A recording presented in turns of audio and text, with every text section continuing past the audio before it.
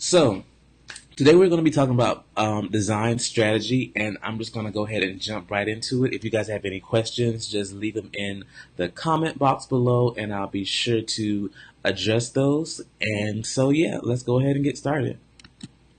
So, before I get into design strategy, let me share a quick story with you. So, here is our friend John. John, Facebook family, John. so, uh, John has a issue going on right now. He's actually sick, you guys. I know you can't tell. He's holding it together really, really good right now. But John is sick, and so John is going to do what a lot of people do, which we know we shouldn't do. But John is wanting to self-diagnose himself.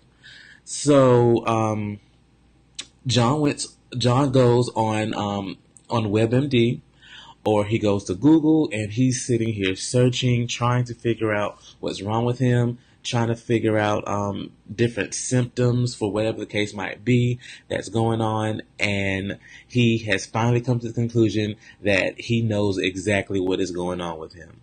So John decides to go to the doctor's office. He finally does his quote unquote research and is like, you know what? Okay, I'm going to go ahead to the doctor so they can just go ahead and give me the medicine that I know that I'm supposed to be getting. So John goes to the doctor and says, hey, doc, I have done my research. I've pretty much looked and did what I need to do in order to find out what's going on with me. So pretty much at this point, all I need for you to do is just go ahead and give me the medicine for XYZ because this is what's going on with me. So um, the doctor is listening to John, and the doctor says, "Okay, well, it seems like you know what you're talking about. Mind you, John does not have any. He didn't go to school for medicine or anything like that, so he doesn't have any training in it. He just, kind of did this on his own." But the doctor says, "Well, you know what, John? Seems like you did your due diligence. Let me just go ahead and write you a prescription for this." So John takes his prescription. John is, I guess, happy because the doctor just sided with him. But 2 weeks later, we at the funeral. John done passed away. Like, John done passed away because John did not know that the medicine that he recommended that his doctor give him that he was allergic to, actually what John thought was going on with him wasn't really going on. It just had similar symptoms as something else did, or another type of sickness. So John passed away. And this story can really relate with a lot of clients at times because a lot of clients try to self-diagnose their issue. And let me ask you guys a question. So, in that instance, is it the doctor's fault or John's fault? I want you to write your comment below. I really want to see what you guys are saying. So, there is a difference between strategy and design.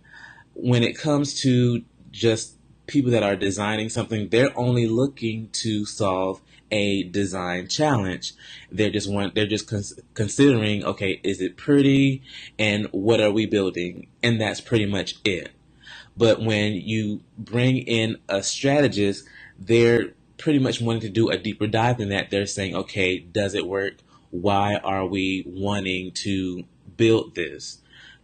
So they're looking to solve or relieve a business challenge instead of just a mere design challenge for the most part. So what I do to pretty much help my clients when it comes to this is I facilitate what I call a discovery session, and discovery is the bridge between strategy and design. So during this discovery session, it's pretty much me creating a space that clients can think freely. If you guys follow me a lot on social media, you know that I have been saying a lot lately. The business owners are so busy. working in their business until they're not really working on it. And I don't know your business better than you do. You have all those answers, but I just like to create a space where business owners can think freely and get really, really clear on some goals and objectives for their business and things of that nature. So during this discovery session, what I do is I pretty much learn about your business, which is the first point.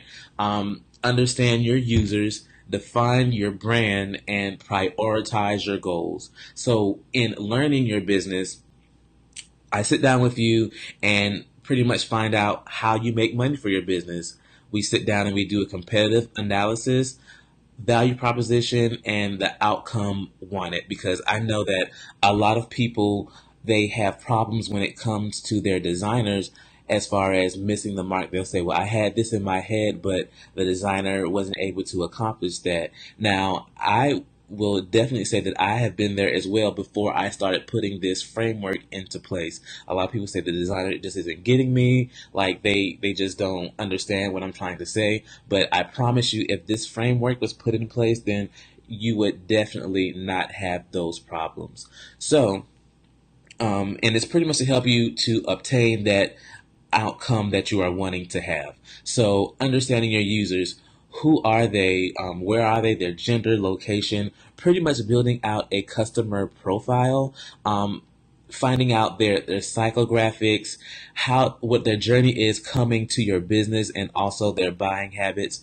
Believe it or not, people do have buying habits. People do associate themselves with certain brands. I remember that I had to do I did a little, not a workshop, but a little exercise when I went to one of the networking events, and we pretty much had to find out who was an Android user and who was an Apple user.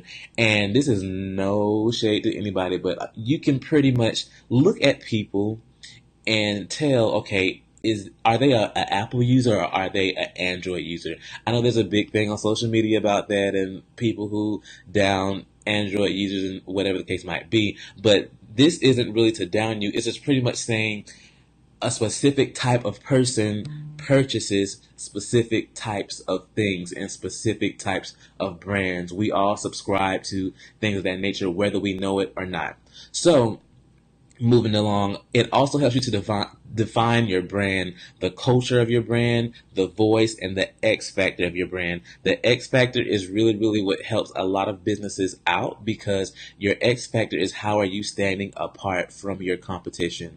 I posted a status probably a few months ago now, but I said that you wouldn't really be mad if another business comes and is offering the same services that you offer, if you pretty much knew your X factor, if you knew how you are differentiated from them, how you stand apart. Now, if you don't know that, then you guys may want to come in and let's go through some of these frameworks, because it really, really helps you to stand out and helps you to get clear on what that is. So going through this framework, you can offer the same services, the same products as another company. But if you don't know how to stand out in that field or in that line of work, then it could cause problems down the line.